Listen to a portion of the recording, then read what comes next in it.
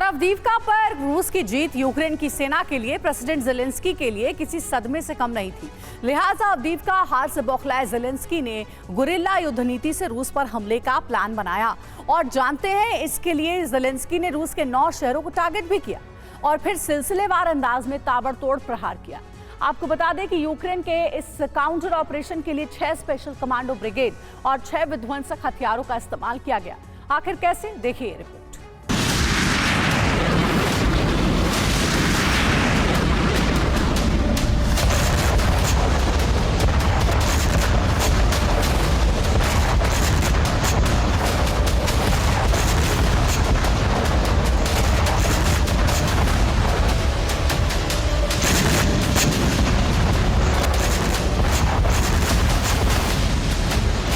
Avdiivka पर फतेह कर रूसी ब्रिगेड ने कीव से वॉशिंगटन तक खलबली मचाई।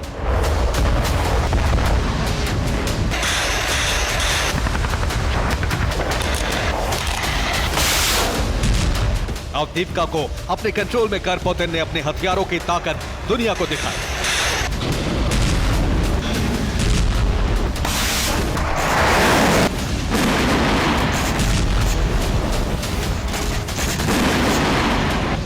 मगर रूस अवदीव्का विजय पर जश्न मनाता उससे पहले ही यूक्रेनी डिफेंस ने पश्चिमी रूस में ताबड़तोड़ सीरियल अटैक कर क्रेमलिन को ही सन्न कर दिया।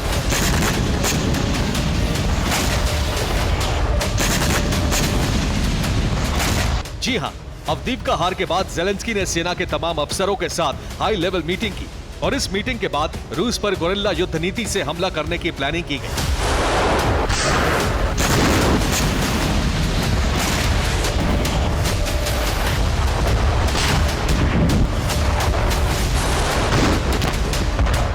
यानी रूस के ठिकानों पर घात लगाकर हमला। आखिर कैसे, यह भी जान लीजिए। यूक्रेन ने पश्चिमी रूस के कुछ इलाकों को टारगेट किया। गुरिल्ला अटैक का जिम्मा स्पेशल बटालियन को दिया। जमीन और आसमान से रूसी ठिकानों पर अटैक किया।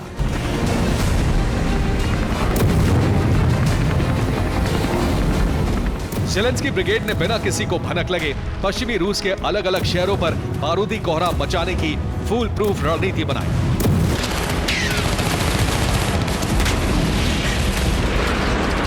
और जानते हैं, यूक्रेनी सेना के काउंटर ऑपरेशन की निगरानी खुद कीव के हेडक्वार्टर में बैठे ज़ेलेंस्की कर रहे थे।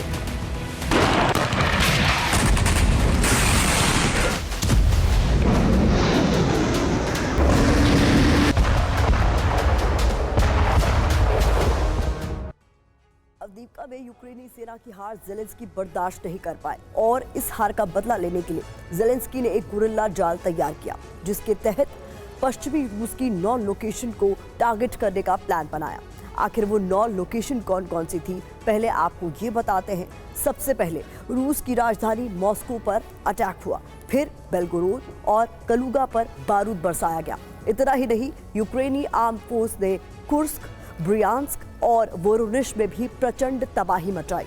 इसके अलावा रोस्तोव, क्रीमिया और ब्लैक सी में भी यूक्रेनी सेना ने आसमानी प्रहार किया।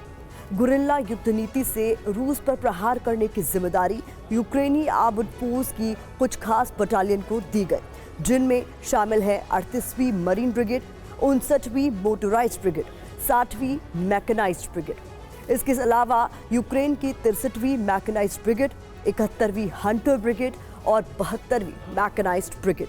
ज़ेलेंस्की की सेना ने इस काउंटर ऑपरेशन के लिए खास तरह के एडवांस्ड वेपन का भी इस्तेमाल किया और हथियारों की इस फहरिस्त में सबसे बड़ा नाम है storm shadow cruise missile, GLSDB guided bomb और FPV कामिकाज़ी ड्रोन। वहीं जमीनी हमले के लिए यूक्रेन ने T-72 AV tank, BTR M113 armoured vehicle और YPR 765 इन्फेंट्री का इस्तेमाल किया गया।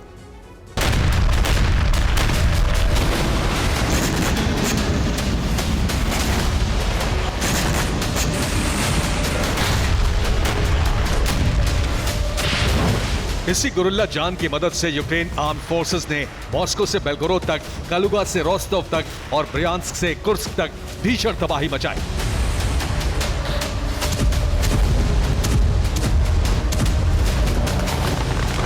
इतना ही नहीं, क्रीमिया और ब्लैक सी में भी ज़ेलेंस्की की सेना ने ड्रोन क्रूज मिसाइल से विध्वंसक हमले किए।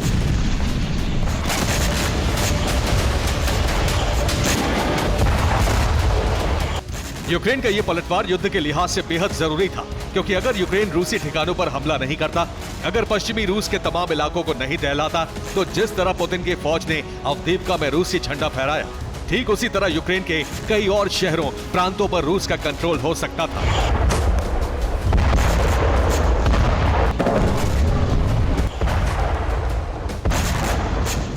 आपको बता दें कि पूर्वी यूक्रेन के डोनेट्स्क रीजन में मौजूद अवदीवका में बीते एक महीने से रूस और यूक्रेन के बीच आर-पार की जंग जारी थी। कभी रूस हमला करता तो उसका पलटवार यूक्रेन भी करता।